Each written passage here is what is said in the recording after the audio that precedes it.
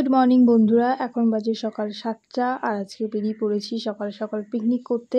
তো দেখো পিকনিক স্পটে আমরা এসেও গেছি। তো চলো এখান থেকে ভিডিওটা স্টার্ট করছি। Hello guys, good morning, welcome back to my channel. তোমরা সবাই কেমন আছো? আই হোপ তোমরা সবাই খুব ভালো আছো, আমিও ভীষণ ভালো আছি। তো আজকে হচ্ছে সানডে, আর সানডে সকালটা শুরু করছি পিকনিক স্পটে এসে। জায়গাটা হচ্ছে রাধারহাট বিষ্ণুপুর, আর এটা হচ্ছে একটা বাগান বাড়ি। স্পটটা খুব একটা বড় নয়, মানে আগের ভিডিওতে যে স্পটটা দেখেছিলাম অনেক বড় ছিল, স্পটটা সেই আন্দাজে অনেকটাই ছোট। চলো দিনটা এখান থেকে স্টার্ট করা যাক। এখন বাজে সকাল 10টা, আমরা পৌঁছে গেছি প্রায় 9:30টার সময়, আধ ঘন্টা হয়ে গেছে অলরেডি। তো এখন দেখছি টিফিন দেওয়া স্টার্ট হয়ে যাচ্ছে। তো চলো এখন টিফিন নিতে কী কী রয়েছে সব কিছু তোমাদের সাথে শেয়ার করবো। তো স্কিপ না করে লাস্ট অবধি দেখতে থাকো। তো চলো এখন ভিতরের দিকে যাওয়া যাক। আমরা কিন্তু অলরেডি ভিতর থেকে ঘুরে এসেছি, ঘুরে এসে ইন্ট্রোডাকশন ভিডিওটা করার জন্য আবার বাইরে এসেছি তোমাদের জন্য। তো চলো, তো এখানে একটা ব্যানার টাঙানো রয়েছে, আমাদের ব্যানারটা দেখিয়ে দিই। পাড়া থেকেই ব্যানারটা দিয়েছে, এটা 2024 সালে আমাদের এখানে পিকনিক। এখন বরের হাতে ক্যামেরাটা শিফট করে দিয়ে আমি এখন হেঁটে হেঁটে চলছি, আর আমার পিছন পিছন যাচ্ছে। তো চলো এখন পিকনিক স্পটের ভিতরের দিকে যাওয়া যাক। আর অনেক কিন্তু খিদেও পেয়ে গেছে, তো যে কারণে এখন আমরা তাড়াতাড়ি করে ব্রেকফাস্টটা করে নেবো। শীতকালে রোদের মধ্যে এরকম ফাঁকা মাঠে এত লোকজন মিলে আনন্দ করা, হই হুল্লোড় করতে কিন্তু বেশ দারুণ মজা লাগে। আর বাচ্চারা কিন্তু ভীষণ মজা পেয়েছে এরকম দোলনা পেয়ে। আর চারিদিকে কিন্তু বেশ মজার মজার নানা রকম বড় বড় ফুল রয়েছে, গাঁদা ফুলটাই মোস্টলি বেশি রয়েছে। তো এখানে দেখো পাড়ার লোকেরাও সবাই বসে রয়েছে, আর বাচ্চাগুলো দেখো আনন্দে মানে উদ্যম নাচ নাচছে। তো যাই হোক চলো, আমাদের তো পিকনিক স্পটটা মোটামুটি ঘুরিয়ে দেখিয়ে দিয়েছি, বেশ ভালোই জায়গাটা। তো তারপর আমরা চলে এসেছি ব্রেকফাস্ট করতে, কারণ সিরিয়াসলি খুবই খিদে পেয়ে গেছে। তো ব্রেকফাস্টে ছিল আজকে আমাদের লুচি, ফুলকপি আলুর তরকারি, মোয়া আর কমলা লেবু। তো দেখলাম অলরেডি লাইনও পড়ে গেছে, তো আমিও লাইনে দাঁড়িয়ে পড়েছি। তো ফাইনালি দেখো ব্রেকফাস্টটা পেয়ে গেছি হাতে। তো তারপর আমরা একটা টেবিল পুরোপুরি বুক করে নিয়ে আমরা 4জন বসে পড়েছি একসাথে, মা, বাবা, আমি আর আমার বর। তো দেখো এখন আমরা খাওয়াও কিন্তু অলরেডি স্টার্ট করে দিয়েছি। একদম গরম গরম লুচি ছিল। আর জানো একটা বাজে ঘটনা ঘটেছে, তোমাদের সাথে গরম গরম লুচিটা কীভাবে খাচ্ছি সেটা দেখাতে গিয়ে আমি নিজেই ছ্যাঁকা খেয়ে গেছি খুব ভালো মতন। তো যাই হোক তারপর ঠান্ডা ঠান্ডা করে খেলাম। রান্নাটা কিন্তু ভালোই হয়েছিল, আর দেখেছো পিছনে কিন্তু এখনও লম্বা লাইন রয়েছে। তো যারা যারা নেয়নি তারা এখন নিচ্ছে। তো খাওয়া দাওয়া শেষ করার পর আবার খেয়ে নিলাম কফিটাও কিন্তু গরম ছিল, আর আমি ছ্যাঁকা খাবো না সেজন্য অনেকবার ফু দিয়ে দিয়ে খেলাম। আর মা ওদিকে ওষুধ খাচ্ছে, তারপর মা কফি খাবে। তো যাই হোক এখন আমরা খাচ্ছি, খেতে খেতে ভাবলাম যে এক জায়গায় দাঁড়িয়ে কফিটা না খেয়ে তো একটু চারপাশটা ঘুরে দেখি। তো সেই কারণেই কফি নিয়ে একটু বাইরেটা ঘুরতে যাচ্ছি।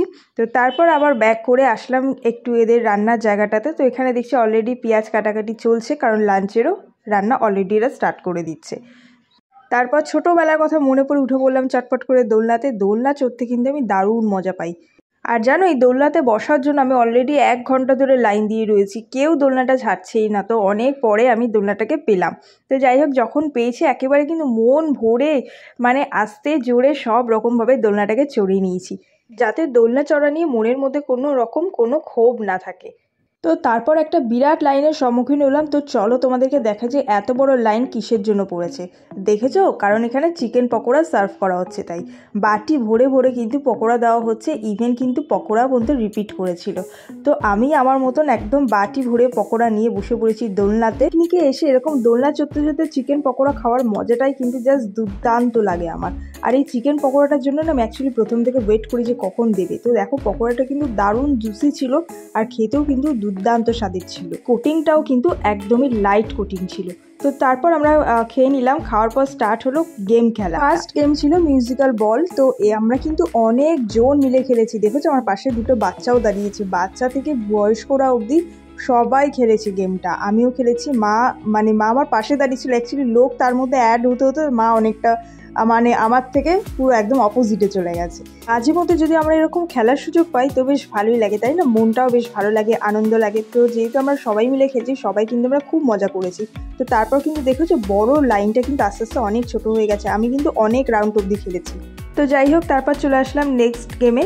তো একটা বাচ্চার সাথে আমি র্যাকেট খেলা স্টার্ট করে দিলাম। এটাও কিন্তু আমার বেশ দারুণ লাগে। এই স্কুলে খেলতাম, তো সব কিছু না স্কুলের জিনিসগুলো মনে পড়ে যেত। স্কুলের টিফিন পিরিয়ডে এরকম খেলতাম ফ্রেন্ডসদের সাথে, ভালোই লাগতো বেশ। আর এটাতে কিন্তু দারুণ একটা এক্সারসাইজও হয়ে যায়, তাই না? আর এইরকম পিকনিকের ট্রিটগুলো আমি কিন্তু আমার বাবার থেকেই পেয়ে যাই। তো আজকে খেলাধুলো তো প্রচুর হলো, আর এখন বেজে গেছে দুপুর 3:30। এবার তো খেতে বসতেই হবে। তো খেতে বসার আগে জাস্ট দেখে নিলাম যে কিচেনে কতটা কি রান্না হয়েছে। তো ফার্স্ট ব্যাচটা উঠে গেলেই আমরা সেকেন্ড ব্যাচে বসেছি। তো তো ফাইনালি কিন্তু কাকু খাবার সার্ভ করে দিয়ে গেছে। তো ফার্স্টেই রয়েছে দেখো গরম গরম ভাতের সাথে মাছের মাথা দিয়ে মুগ ডাল, তার সাথে ছিল আলু ভাজা আর ছিল মাছের মাথা দিয়ে বাঁধাকপির চচ্চড়ি। তো দেখো এই হচ্ছে প্রথমেই দিয়েছিল, তো তারপরে ছিল একদম ডিরেক্ট মাটন কষা। তো মাটনটা কিন্তু বেশ দারুণ স্বাদের হয়েছিল, একদম লাল লাল ঝোল আর প্রায় 4 পিস মতন করে দিয়েছিল। খাবারটা কিন্তু ওরা একদম গরম গরম সার্ভ করেছে। তো তারপরে ছিল কিন্তু লাস্টে চাটনি, পাঁপড়, মিষ্টি এইগুলোই ছিল। তো আমাদের সবার খাওয়া হয়ে যাওয়ার পর আবার আর একটা ব্যাচে বসেছে। ফাইনালি সবার লাঞ্চ কমপ্লিট হয়ে যাওয়ার পর আবার একটা গেম খেলা স্টার্ট হলো। তো সেটা হচ্ছে চোখ বন্ধ করে দিয়ে হাড়ি ভাঙা গেম খেলাটা। তো এটা তো একটা কমন গেম খেলার মধ্যে। তো এখন দেখো মা খেলছে। তো এর আগেও কিন্তু অনেকে খেলেছে, আমি সবার অতটা ভিডিও করিনি। তো মা খেলার পর খেলছি আমি।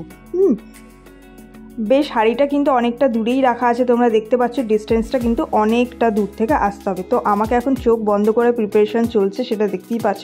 চোখটা কিন্তু অনেকটা টাইট করে বেঁধেছিল, আমার তো খুব লেগেছিল হঠাৎ করে যখন বেঁধেছিল। তো চোখ বেঁধে দিয়ে হাতে একটা লাঠি দিয়ে দিয়েছে। তো একদম পুরো অন্ধকার, আমি জাস্ট কিচ্ছু দেখতে পাচ্ছি না। তো লাঠি নিয়ে চলছি। তো চলো দেখি যে হাঁড়িটার কাছাকাছি বা নাগালে যেতে পারি কি। তো দেখো ফাইনালি কিন্তু আমি হাঁড়িটাকে টাচ করে গেছি। আমি সিরিয়াসলি বিলিভ করতে পারিনি যে হাঁড়িটাকে আমি টাচ করে যাব। প্রথম হয়েছে শিল্পা ঘোষ। শিল্পা ঘোষের হাতে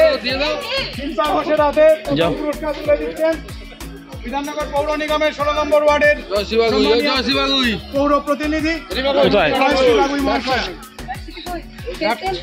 আপনি তেল পেয়েছেন, প্রাইজ পেয়েছেন। জনপ্রিয় জনপ্রতিনিধি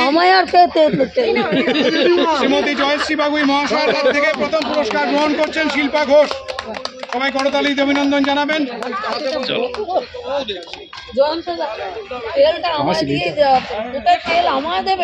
তো দেখলে আমি উইনার হয়ে গেলাম, একেবারে ফার্স্ট হয়ে গেছি। কি করে হলাম আমি সিরিয়াসলি বুঝতেই পারিনি। আমি জাস্ট একদম মজার ছলে খেলেছিলাম, আমি ভেবেছিলাম কিছুই হতে পারবো না। তো দেখো ফাইনালি কিন্তু একটা সানড্রপ অয়েল জিতে গেছি, আর 3 লিটারের ছিল এটা। তো তারপর আমাদের বাস কিন্তু ওখানে দাঁড়িয়েছিল, একদম সোজা বাড়ি চলে এসেছি 8টার মধ্যে। তো এখন আমাকে দেখে বুঝতে পারছো আমি মারাত্মক রকমের টায়ার্ড হয়ে রয়েছি। তো এখন ঘর ঠর সব কিছু ক্লিন করে নিয়ে ফ্রেশ হয়ে শুয়ে পড়বো। তো আজকের ভিডিওটা এই অবধি। ভালো লাগলে please like, share, comment and subscribe করে দিও। Tata, bye bye.